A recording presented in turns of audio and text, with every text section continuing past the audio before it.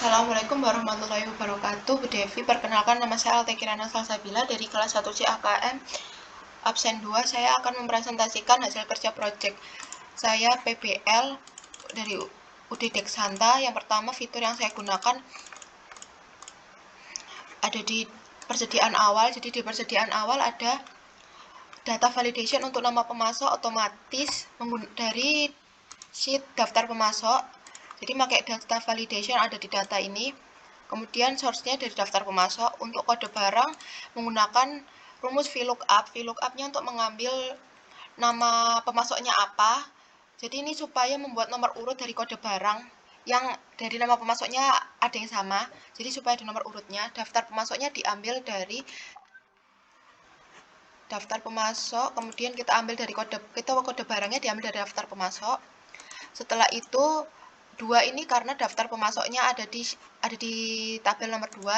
Kemudian false untuk supaya lebih match, dan text count if itu maksudnya text 00 itu jadi nanti buatkan urutan dari 01 sampai seterusnya. Count if jumlahkan jika nama pemasok ini sudah urutan keberapa. Kalau misalnya masih urutan ke 1, kalau kedua nanti langsung otomatis kedua. Selanjutnya ada di setiap jurnal ada membuat otomatis rumus, yaitu menggunakan rumus VLOOKUP. Saat kita setelah mencatat ke buku besar ada posting itu tadi, kita tuliskan nomor akun, itu akan otomatis mengisi nama akunnya.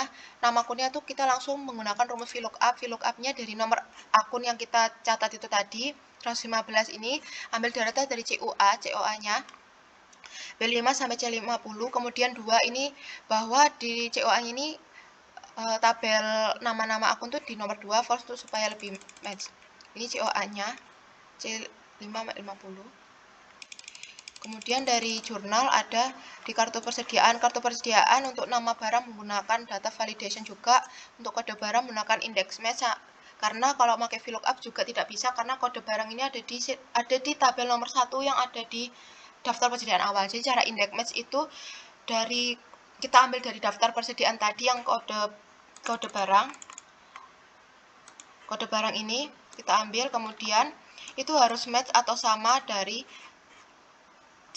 kartu stok tadi yang nama barang dan nama barang yang ada di sheet daftar persediaan awal. Jadi kalau misalkan di dalam kartu stok ini tidak sesuai nama barangnya yang ada di daftar persediaan awal tadi, ini juga tidak akan terisi kode barangnya. Kemudian untuk di buku besar kita juga ada saldo untuk menghitung saldo otomatis. Jadi jika akunnya itu saldo normalnya adalah di debit, nanti cara menghitung saldo otomatisnya adalah jika atau AS ini contohnya yang ada di beban pokok penjualan, AS-nya ini tidak sama dengan 0 atau AT tidak sama dengan 0 karena debit, berarti nanti yang ada di debit adalah AS dikurangi dengan yang kredit ditambah saldo awalnya yaitu 9.684.600. Kalau misalnya saldo normalnya adalah kredit, berarti nanti kredit dikurangi dengan debit ditambah saldo awal. Tapi jika misalkan kayak ini, kan saldo normalnya adalah debit tapi debit tidak ada terisi, yang ada adalah nominalnya di kredit, berarti nanti akan mengurangi saldo awalnya. Daftar aset bulan berjalannya ada di rumusnya, ada di bulan berjalan. Cara menghitungnya, hitung tanggalnya. Jika tanggal dari 30 April 2025 dikurangi dengan tanggal perolehannya, itu udah berjalan berapa bulan, M itu bulan.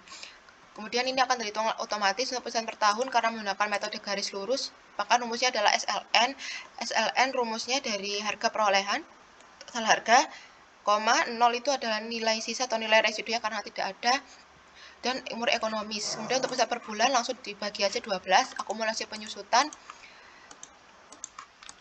adalah perkalian dari pusat per bulan dikalikan bulan berjalan. Karena terakumulasi sudah berapa. Untuk nilai bukunya langsung saja dari total harga dikurangi akumulasi penyusutan. Nanti yang dicatat di jurnal penyesuaian adalah yang per bulan 166.000 itu dan bulannya.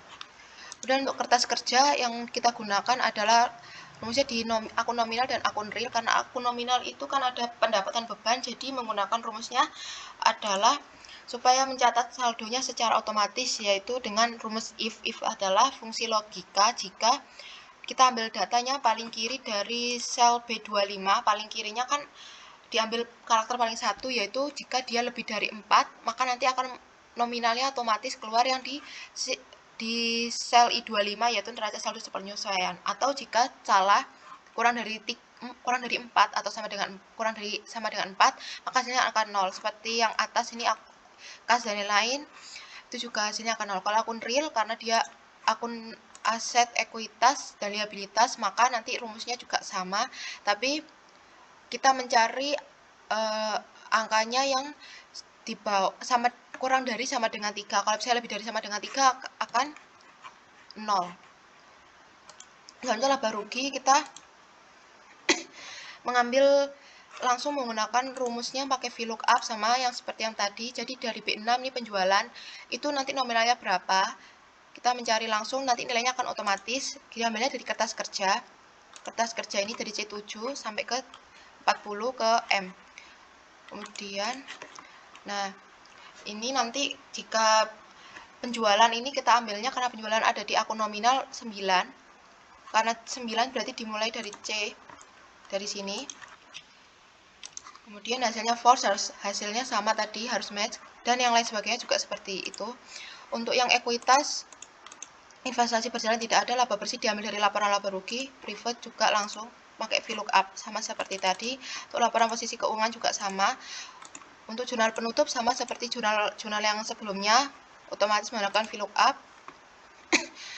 Untuk analisis rasio keuangannya, rasio probabilitasnya sangat rendah karena ini dia memang labanya ada tapi rendah, padahal pendapatannya tinggi, berarti ini bebannya sangat banyak. Jadi dia harus bisa, mungkin bebannya dikurangi atau pendapatan ditambah. Untuk likuiditasnya memang bisa membayar utang, tapi dia untuk aset lancarnya atau kasnya itu juga terlalu banyak, seharusnya dia invest ke aset tetap. Untuk solvabilitasnya juga rendah, berarti dia memang proporsi utangnya sedikit.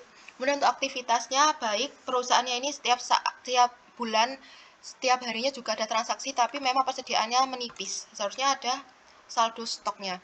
Untuk analisis lagi yang kita gunakan adalah menggunakan pivot. Kita menggunakan pivot supaya lebih fleksibel, kemudian saat pencatatannya juga nanti lebih mudah, jadi bisa di refresh. Misalkan kita ada data yang diganti atau salah, nanti grafiknya juga akan menyesuaikan dan tabel akan menyesuaikan. Jadi yang pertama kita buat tabel seperti ini terlebih dahulu. Ini tabel pemasok, ini menggunakan rumus VLOOKUP diambil dari data rokok pemasok. Jadi supaya otomatis total pembeliannya diambil dari D5 adalah nama barang dari sini kita sesuaikan. 2 ini adalah harga beli, jadi harga belinya nanti dari nama barang tersebut akan dikuantitaskan langsung, jadi kita tidak usah hitung satu persatu. Itu fungsinya dari VLOOKUP dalam ini, supaya langsung menemukan harganya secara otomatis. Selanjutnya, cara pivotnya adalah dari tabel ini. Kita langsung aja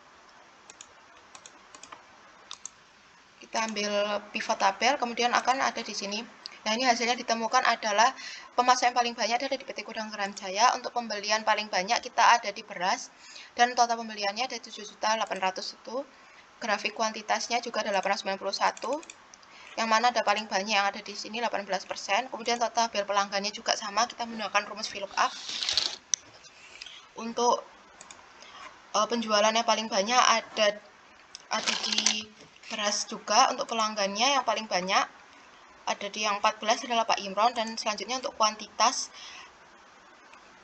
penjualan paling banyak ada di beras juga.